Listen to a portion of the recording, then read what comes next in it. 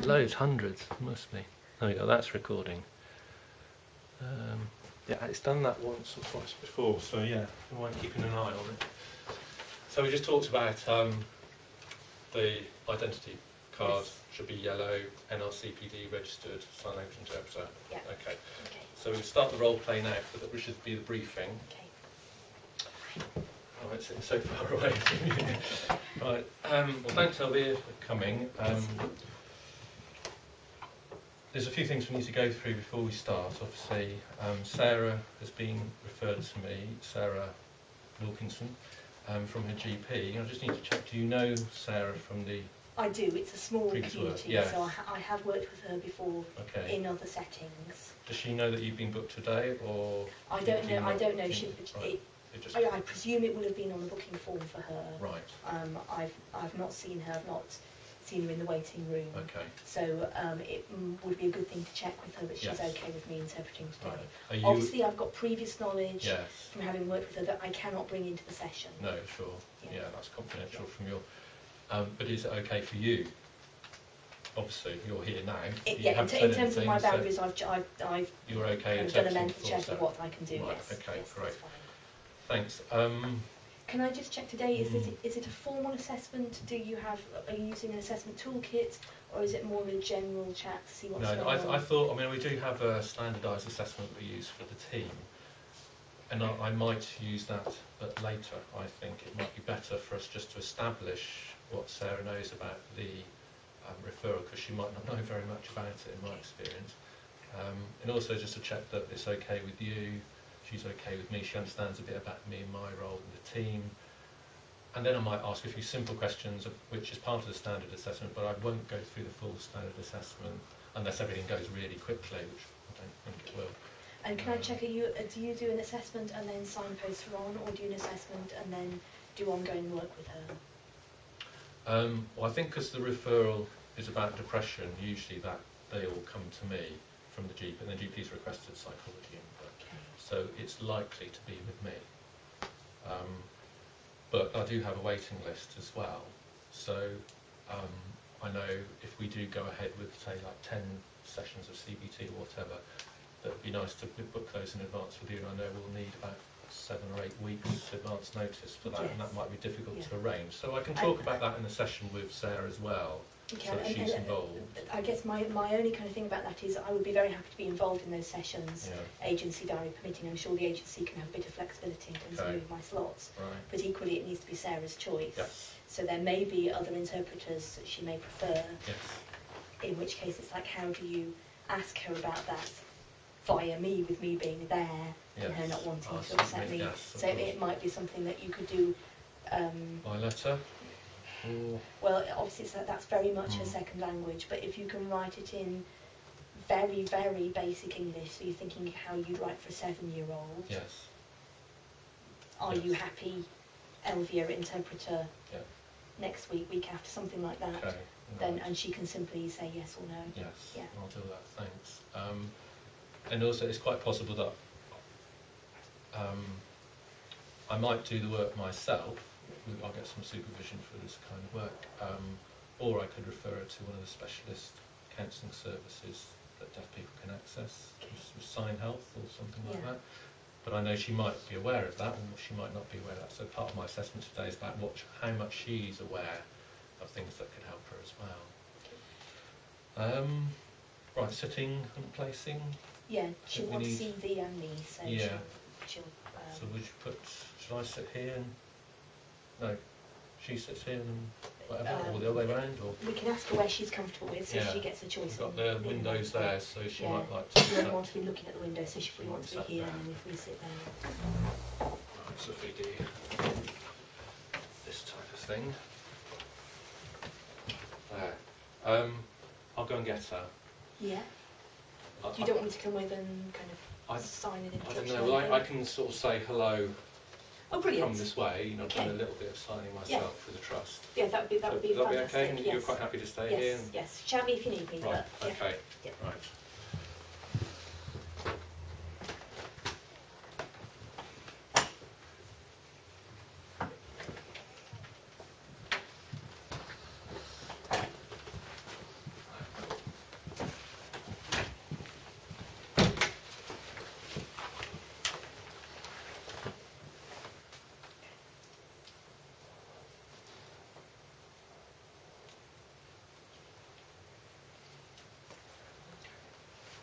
So I speak now. All right. Well, thank you, Sarah, for coming. I'm Kevin Baker. I'm a psychologist in the community mental health team here.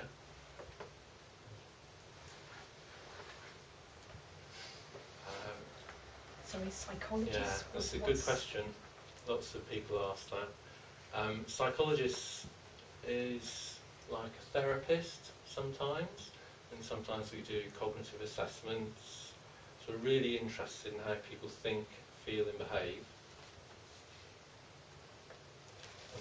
We're helping people with mental health problems, that's my job. It's a little bit like a doctor or a psychiatrist or a social worker, a bit of a mix, but we don't give people medication. We try helping through talking about things and problem solving. Okay, so that's my job, and it is complicated and difficult to explain. So hopefully at the end of today we'll have a good understanding. And I've had a letter from your GP, your doctor, who I think you went to see recently, about 2 weeks ago.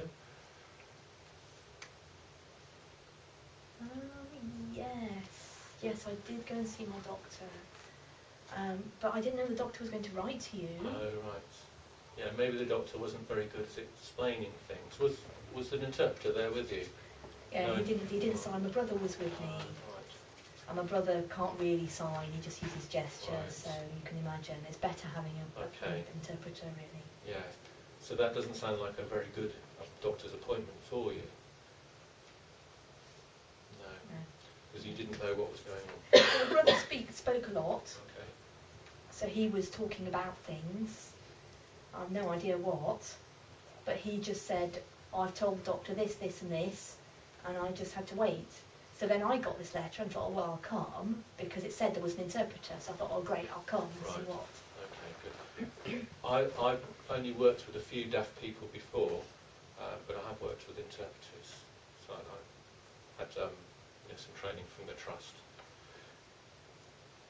And this appointment is a bit special. It's a bit different from seeing a doctor or a social worker or somebody else, because whatever we talk about in this room is confidential. Okay, so I make some notes because that will help remember what we've talked about, because things can become quite complicated. But I won't be showing these notes or sending them to anyone else. Okay.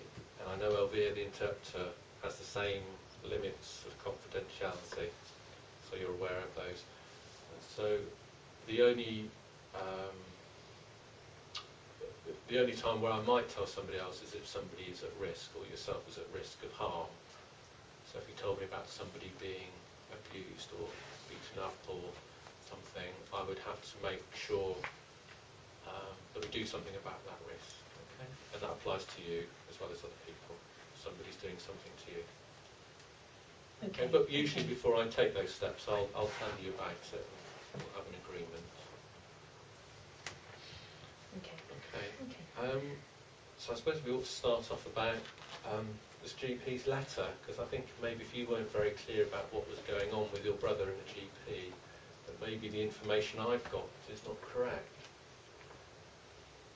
So the GP is suggesting that you are feeling quite depressed recently, and things have been quite difficult at home. Is that something you want to talk about? Yeah, well, home is... Well, it's myself and my husband, and my children, and then stuff at work. I don't have any other family. So I've been at work, and I'm the only deaf person amongst a whole load of other hearing people who are machinists in a factory. And I was told one day that I need to go home. I said I didn't want to go home. And then I got this letter saying, no, you have to go home. I didn't understand the letter. I went home and showed it to my husband. My husband read it through and went off on a strop. I thought, well, that doesn't help me. I don't know what's going on. But he says, you finished work. I said, no, I'm working. He says, no, work's finished. And then he phoned up, and everything was completely confusing. I have no idea what's going on. And I started to feel like, I want to know what's going on. But my husband's saying, no, wait, I'm on the phone, wait. He can't sign. My children are really difficult at the moment. The oldest one at school is well, one's got exams soon, the other one's got problems at school. I can't help them because they don't understand English. My husband can't be bothered with them, and I feel like I've just had it up to here. Right. And how long has this been going on? It sounds very stressful.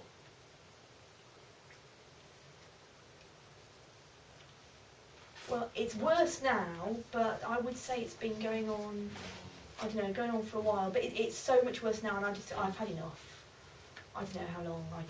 Maybe, I guess nearly a year, maybe. Right. And I've managed. Right. I've managed, but it's so much worse now. And that's why my brother said, right, okay, I don't like to see you in tears. I've got money problems, there's stuff with the children, stuff like that. Yes. So how worse has it got? I mean, have you had thoughts of killing yourself or ending it all?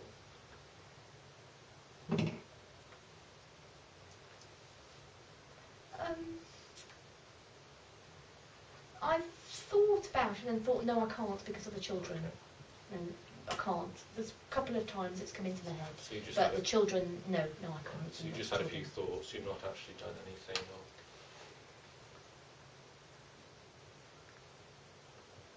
You're not planned to do anything? Or... No. No, no, okay. No. Right. Hope you don't mind me asking, but it's important for me to know, to keep you safe as well. Mm. Mm. Well, and I've got friends at the Deaf Club that I can chat to, and this friend said to me, no, don't think about the children, so I've got a good friend helping me out. You've got some support then around you, and that's been quite helpful. Yeah, there's a friend that we meet up for coffee regularly, so when my husband and the children are driving me mad, she's kind of in the same situation, so that helps me out. Stuff with my husband's just got so much worse. And I guess from what you're saying, your husband's hearing. Children are hearing as well? Yeah. Okay. Yeah. They're all hearing. I'm the only You're the only ones. My brother's hearing. Right. Okay. And so you've managed to cope really well with that for quite a long time. So do you think your deafness and them being hearing is a major part of what's wrong, or do you don't think about that at all?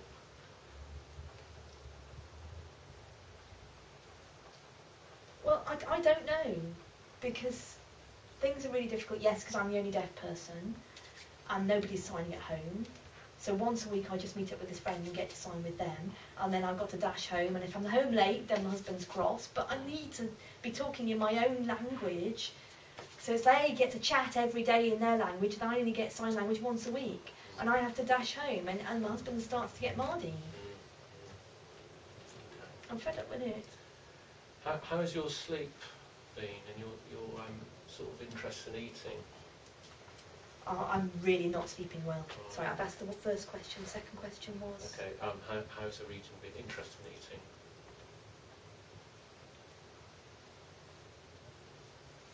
I'm not interested in food. I'm not interested. I can't sleep. I'm not interested in the food. I've got no appetite. I'm not hungry. And so you feel tired most days because you're not sleeping, or are you managing to cope okay with that?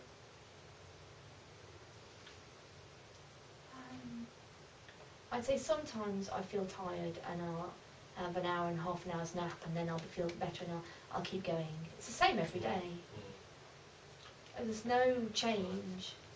It sounds like the GP didn't ask you very many questions like this. Is that right? The GP didn't offer you any medication or anything? No. Well, my brother said, will you take tablets? And I said no, because I didn't know what they were for. He was saying, oh, take the tablets, but I refused because I didn't know what it was about.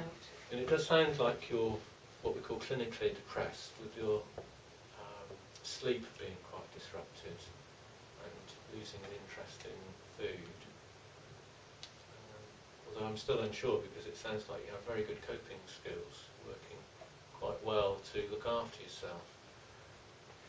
So I'd like to maybe ask my colleagues, psychiatrists in the team, to come into our next session. Would that be okay for you? Because he would ask some specialised questions about how bad things are for you, and think about whether medication might help. It might not help, and you might not want it, and that'll be fine. But as long as you know, the psychiatrist could explain what the medication would do and why you might want to take it and why you might not want to take it. If I can get the psychiatrist to talk to us, you'd be much more aware.